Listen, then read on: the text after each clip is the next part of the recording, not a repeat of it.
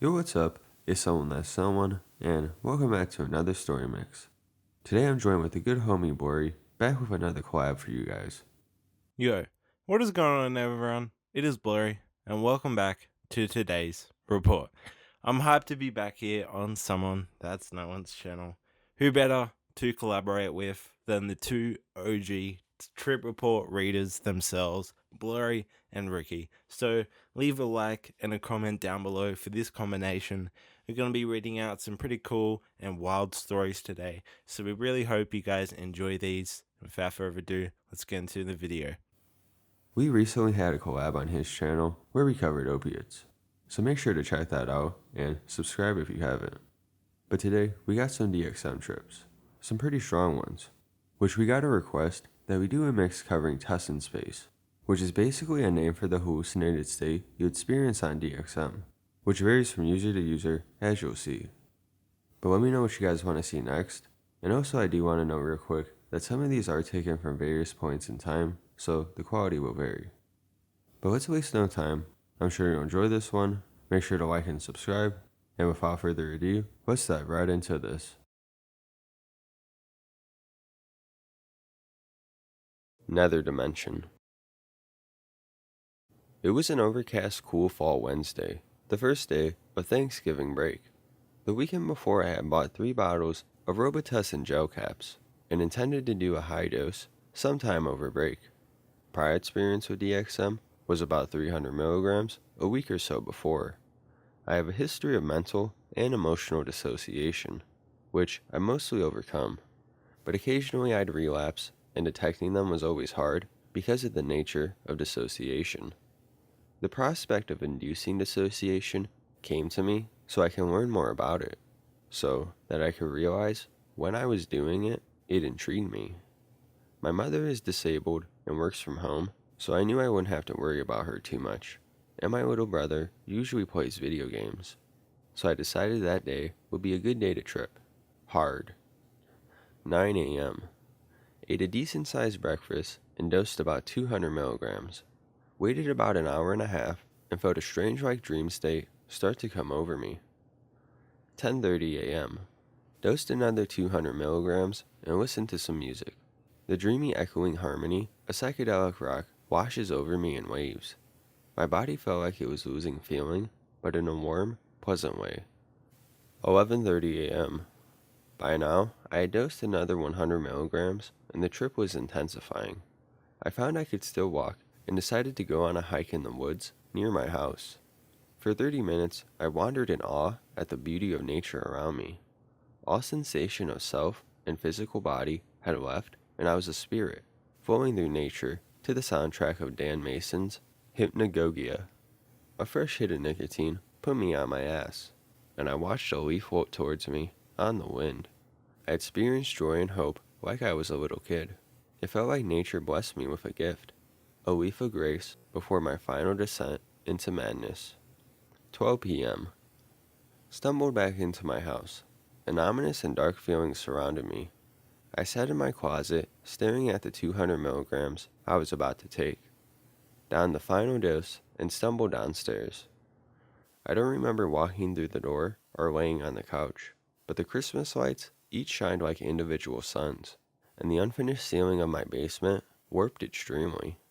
A blanket of purple filtered my vision, and for a split second, I thought I was in Minecraft, traveling into the nether dimension. Next thing I realize is that I'm lying in my bed, violently itching every inch of my body. I had broken out in hives. I was sweating profusely, and my heart rate sounded like someone was banging on the walls of my house extremely fast. My body was nothing. There was no feeling or sensation in any of my limbs. Moving was entirely on instinct, and my vision felt a couple of seconds lagged behind reality.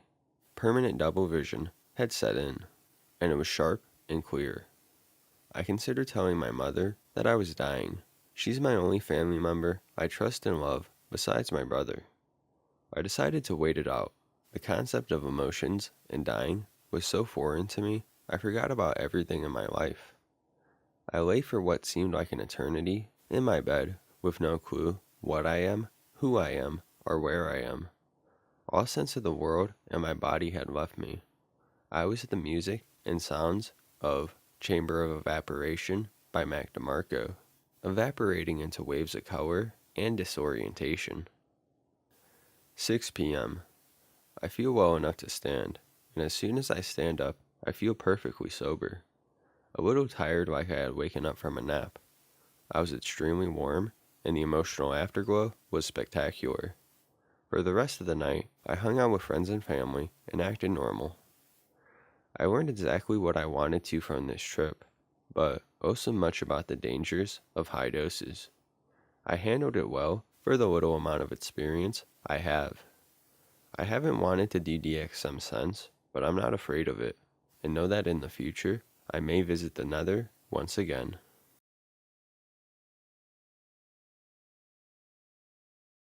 So the first report I'll be reading out is titled Like Nothing Else in the World. It happened on August 11th of 2003. The dose was cannabis, plant material, DXM 354 milligrams, and then another DXM 354 milligrams in an oral form liquid, and the body weight is 155 pounds. I had heard about robo-tripping from D, and it sounded a lot cooler than acid or shrooms, and cheaper too, so I decided to do it. I bought 2 4-ounce bottles of Robitussin Max Cough the night before, and I was high with anticipation by the time I finally took the first bottle at 6:15.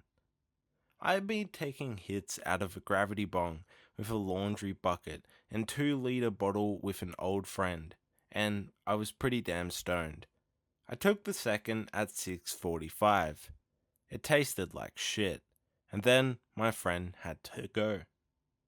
I spent the next few hours in bed, pretty much fucked out of my mind. It must have hit me like a freight train.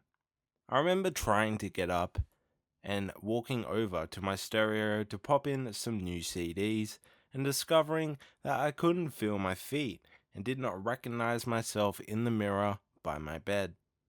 My face seemed empty, elongated, with my mouth open and slack-jawed. I did not recognize myself at all, just at all. DXM's classification as a dissociative is definitely a perfect description of its effects. My mind just completely separates from your physical body, and I feel like a different person.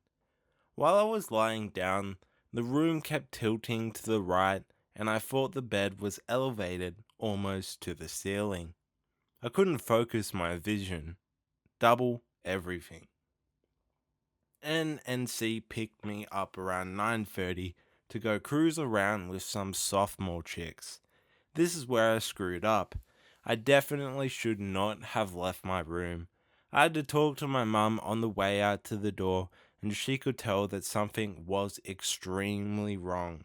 Cold sweat, slurred speech, delirium. I managed to get out of the door, and we drove off, with me in the shotgun, talking incoherently and laughing like a fuck up. I felt like, wow, what a messed up family life this person has, as if I was observing myself from another point of view, like from the third person. Being on DXM is not a mentally stimulating experience. No huge revelations, but it does make me question my own existence. For the most part, it's just about being more messed up than I can be on anything else. I spent most of the night in the car because I obviously couldn't walk around in public, but I definitely had a good time because I was tripping so hard. They smoked several bowls of bud, but I passed on all but one of them because I didn't think I could handle it too damn well. They took me home at around 2, and I had to talk with my parents who had apparently called poison control after finding the bottles. I was too fucked up to remember to get rid of them. It was just the typical, yeah, I won't do it again, whatever, I'm tired, I'm going to bed, It's awfully hard to talk to your parents when there are 4 of them instead of 2 and you can't stand up or even care about what is even going on. I had to eat breakfast the next morning with my parents, and that was difficult because I was still tripping very hard. The meal was very confusing to say the least. I decided I needed to get out of there, so I called my friend S to go play some disc golf. We went and played a couple rounds, but it was so windy that I thought we were in a hurricane, and neither of us could even get under par. I felt really drunk, as in 10 to 12 beers drunk, so a lot for me. So we went out to McBride, a large park on 2 lakes, and smoked a bunch of KB under a blanket because it was so windy. We were so high, and I was still tripping so hard that we just went hysterical there on the concrete spillway.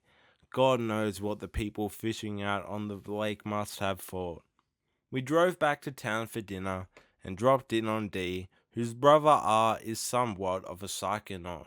He has robo-tripped several times, mostly off Coraciden or whatever. He also introduced me to Salvia and GHB as well. We exchanged stories and I began to come down. He told me about how a couple of nights before, his mum had caught him robo-tripping and she had freaked out as well. I ended up passing out that night, pay-per-view boxing with a bunch of people at D and R's house. Total time of the trip was about 24 hours. I think the most important thing to take into account when tripping on DXM is that normal interaction with people is just about impossible. Stay away from people that are not down with the robo, or you can get yourself in a bad situation. Make sure that everyone you're with knows what you're on, so they know that you're not on the verge of dying and you're just tripping really, really hard. There we go, guys. There was the trip report. It's cool. It's a fun story. Hope you guys enjoyed that one. First time leaving my body. My first DXM trip. It almost killed me. I could have easily died. Straight up. It was very incredible that I experienced no real harm, that I know of. At just 18 years old, I was completely heart set on having a big, profound psychedelic experience. I had a little experience with ecstasy, a handful of LSD trips under my belt. I had drank. I had smoked impressive amounts of weed already in my life, but I was looking for more, I suppose. One way or another, I failed to get any traditional psychedelics and inadvertently stumbled across a video about DXM. I wasn't sure about it at first, but eventually, the idea of being able to buy a hallucinogenic drug at almost any of the local stores at practically any time of the day started to seem way too good to be true. I had to try it for myself. I watched the video again and decided that I was going to be a hero. I tried the 4th plateau on my first ever robo trip. I calculated out my dose with an online calc. It came to about 1100 milligrams. I chose to use Robitussin cough gels, so I ended up getting 5 boxes. My dumbass chose to trip on this substance for the first time at a party. A flipping shindig full of bros smoking weed, drinking beer, and hanging out playing video games, all while blasting hip-hop music and party music. I dosed just before actually entering the house. We all started the way we normally would, in a big circle, passing around hell at once. I got absolutely fried before the trip even started. We were only smoking for about 30 minutes when I went full exorcist mode and projectile vomited bright crimson puke all over the coffee table in the middle of our circle. I felt like my stomach wanted to eject itself up and out through my ribcage. I scurried to the back porch and continued heaving and getting sick for 20 minutes. No joke. I cleaned myself off and noticed I felt so weird and different, much more social, and so very relaxed. I rejoined the group, but within a half hour, I was back to hurling off the porch. I was exhausted and dizzy when I finally finished being sick, so I stumbled over to an empty couch and lay down on it. I felt as if I was dying. I was shivering, sweating, and I couldn't see my 2 feet in front of my face. and the music sounded like an insanely loud Game Boy track. Then, nothing.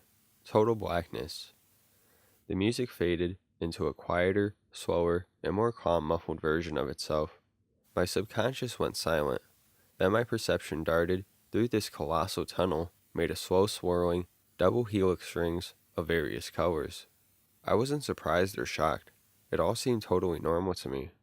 My consciousness slowed down and gently floated through the tunnel.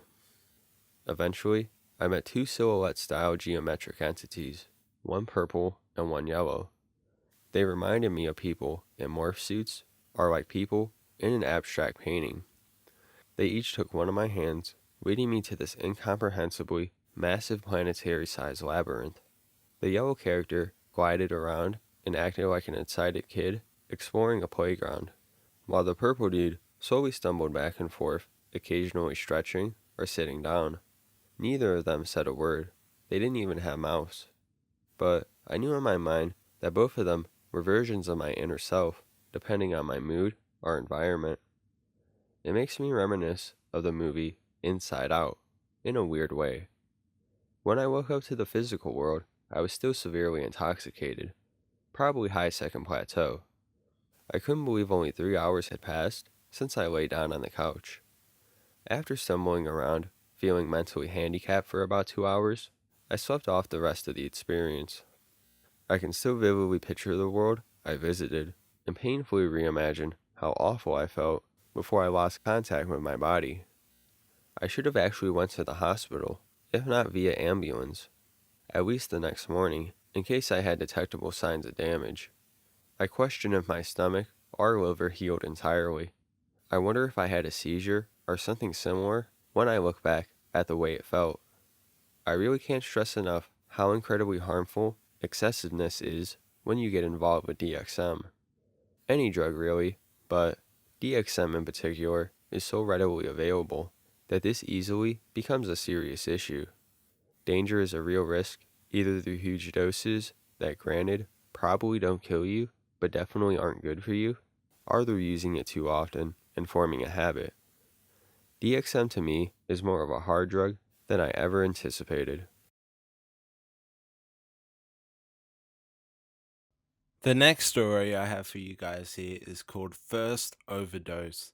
It is on DXM, but mainly Diphenhydramine. And if you're a fan of my channel, you know that Diphenhydramine is a personal favorite of mine because it is just absolutely insane. There's no other way to really describe deliriums than absolutely insane. So this report happened on March 21st of 2022. It's actually a very recent one. The dose of the DXM was 100 milligrams in a liquid form, and the dose of the diphenhydramine was 500 milligrams in a capsule form. The body weight is 152 pounds. First of all, I apologize briefly for the spelling or writing errors that this file may have. My native language is Spanish, but I do my best. This is just a personal anecdote, without the purpose of promoting or condemning the use of narcotics. Discretion is recommended. A bit of context. I'm a 21-year-old, 152 pounds without any clinical condition detected, yet at least. I follow a regular diet, and 2 weeks ago I experienced my first overdose within 1 week of my last recreational use of any substance, without major complications other than a terrible trip and bradycardia. I definitely butchered that lasted at least 2 days. After previous experiences with doses higher than 300 milligrams DXM and 700 milligrams diphenhydramine, I never combined, and no bad experience, I decided to carry out a trip of both during my Saturday rest. With a reduced dose that was not enough, I left my entire area spotless. Snacks, lots of water nearby, a couple of notes in the mirror in case of disorientation due to a previous experience of delusions with the antihistamine, and everything was ready. Experience from here. Saturday, 7:30 p.m. take a dose of 500 milligrams diphenhydramine in 20 capsules of 25 milligrams, and then a whole bottle of 100 milligrams and 100 mils of DXM, with the hypothesis that DHM potentiates the hallucinogenic effects of DXM, and I was right. The sleeping effects of DHM were not a problem. After several trips, my body tolerated it. Saturday, 8 p.m. Getting out of the shower, I distinguished the effects of the DHM acting faster than DXM. Dizziness, easier breathing, and lighter arms. DXM in that quantity does not usually give me physical sensations, only visual and sensory. Saturday, 8:30 p.m.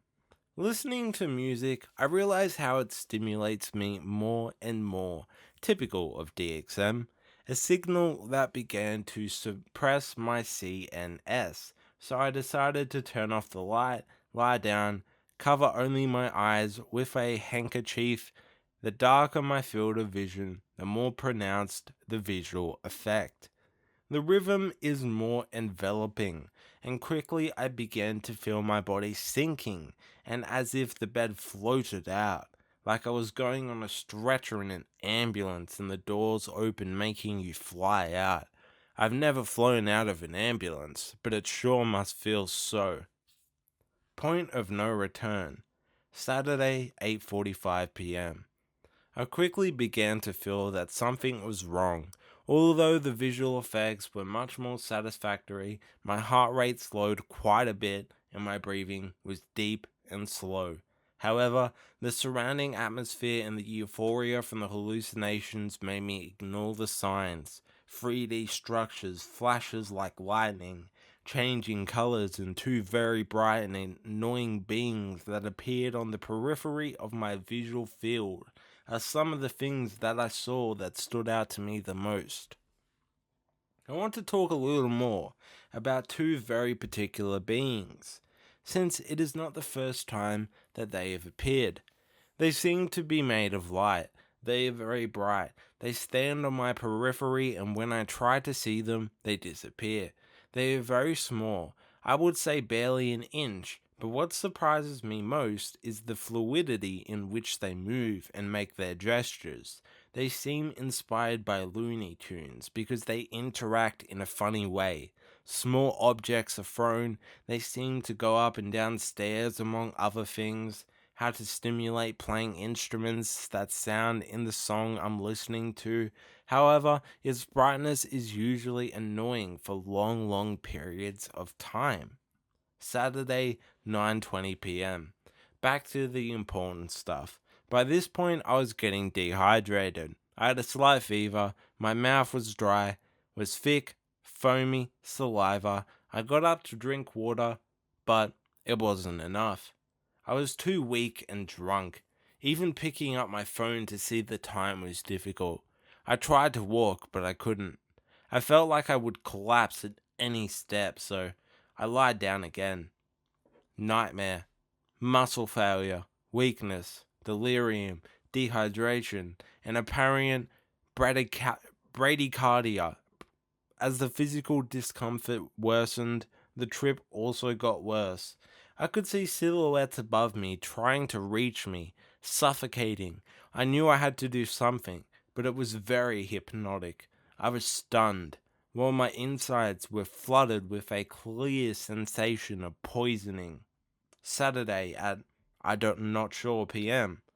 I'm not sure of the time, nor how long I was like this.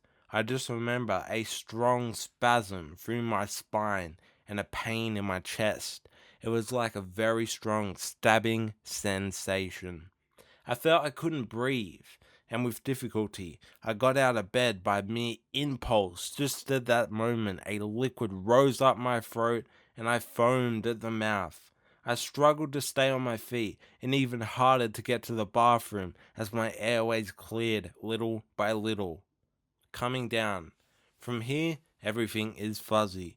I only remember fragments where I am sitting trying to take my vital signs as if it were going to help me. Heart rate 40 BPM, Respiration, 9 BPM. By the way, at least that's what I wrote next to my notes.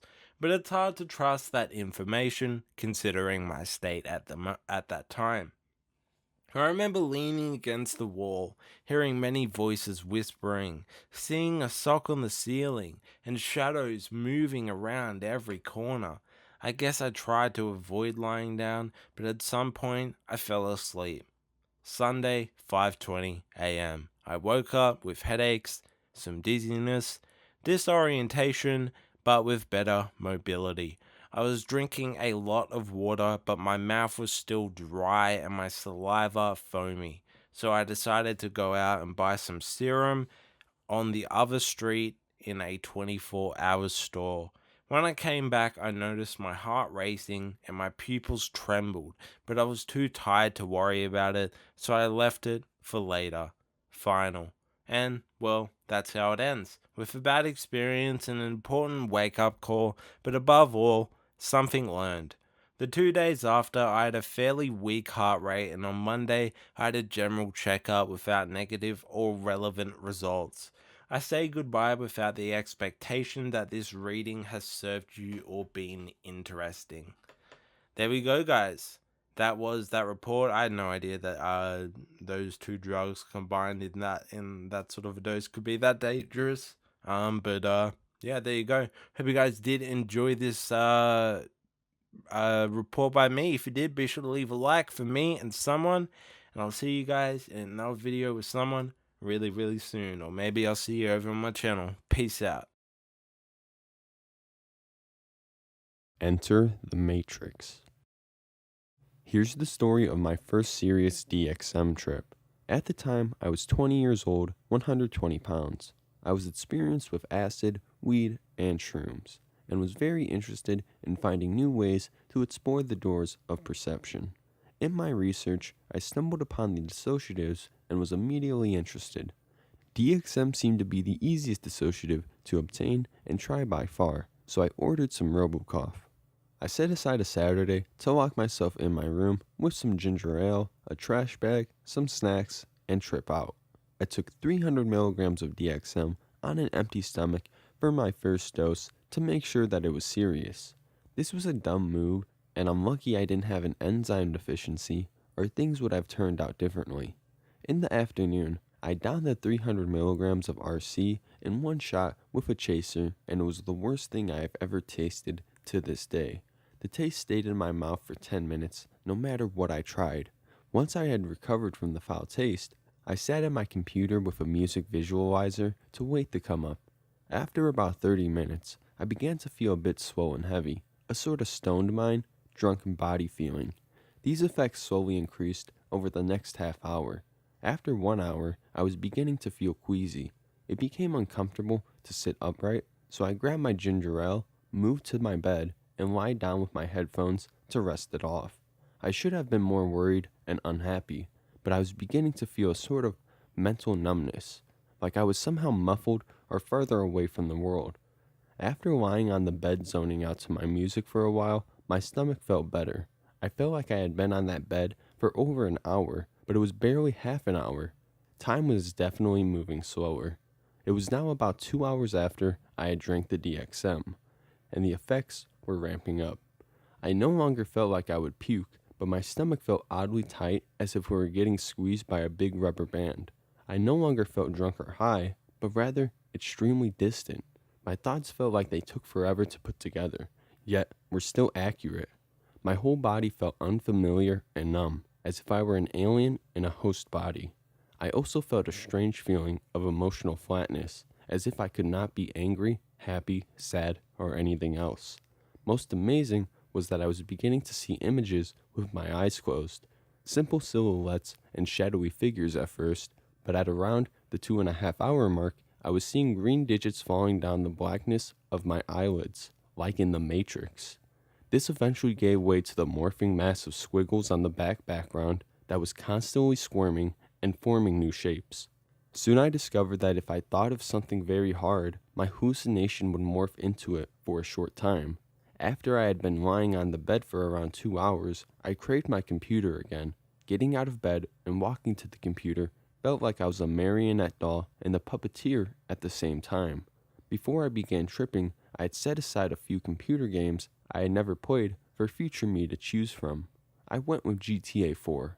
I felt like I had tunnel vision staring at the screen, as if it were all I could see. The game had a sort of unique aura to it, calling out to me. As the title screen appeared and I heard that beautiful theme music, all of my attention was sucked into the adventure. Once I gained control of the character, I left the real world. As far as I was concerned, I was Nico Bellic, living in Liberty City. Everything was new and novel, from the way Nico moved around to the ways the concrete sidewalks shined in the sunlight. At this point in time, I was moving extremely slow. In-game days felt like real-life hours. Every half hour or so, I would suddenly remember I was playing a video game and snap back to reality. I would check the clock frantically, thinking I had blew hours of my trip zoning out, only to see that a few minutes had passed since my last awakening. In one of these moments, I remembered the Matrix letters I had seen on the bed earlier. I still remember this moment very clearly, as it felt inexplicably profound and important, as if I had really just escaped from some kind of simulation. GTA 4 possessed a kind of supernatural aura, and it drew me to play it even more. Eventually, I needed to get up to use the bathroom. My perception of time was so bad at this point, I couldn't tell you what time it was, but it was dark outside, so I would estimate around 11 p.m. or midnight. Getting out of my chair was even more difficult than before. I felt like a rag doll with weights on my arms and legs, being strung around by a fishing line hooked to my head. At this point, GTA 4 had taken over my mind. I found myself thinking in a corny Russian accent, standing up and walking. I felt a constant urge to jump in the air as if I were still hitting the space bar. I somehow managed to walk from my room down the hallway to the bathroom without falling flat on my face. My digestive tract felt constricted like my stomach, and taking a piss took a very long time. After stumbling my way back to my room, I hopped back on GTA. I still felt extremely spaced out, but totally engaged on the game at the same time. After this point, I can't remember much specifics. The effects wore off very slowly. I played GTA 4 non-stop until around 9 a.m. the next morning and crashed only because I was too exhausted to continue. I slept for only 3 or 4 hours and woke up feeling oddly stimulated, like I had just smoked a cigarette quickly. The GTA radio was still playing in the back of my head. My body also still felt oddly stiff. Walking felt like my legs were frozen from my waist down. This buzz persisted through the rest of the day, and almost felt like a whole new, completely different high. It was a very strange experience, but very enjoyable, and sparked my love affair with DXM. My first encounter with DXM. I haven't used Reddit for a while, but I'd like to tell my DXM trip report for anyone with time to hear it. I had been curious about this drug all throughout high school, yet I ended up experimenting with it some years after. Here it goes. I have always had a thing for dissociative drugs, and have had a few unpleasant experiences. A couple of weeks ago, I decided it was time for a third plateau DXM trip, so I acquired a bottle of DXM hydrobromide at the local pharmacy. It had 400 milligrams of dextromethorphan and some sweeteners, such as maltitol and propylene glycol. For me, weighing only 49 kilograms, it was enough to get to the dissociative headspace. Some days prior to this, I combined low-moderate doses of DPH, DXM, doxylamine, acetaminophen, and bupropion. The later as prescribed, which I wasn't taking at the time of this experience. At around 10 p.m., I downed the whole bottle and watched a low-budget short horror film. I was also on a semi-full stomach, so I expected it to take a while to kick in.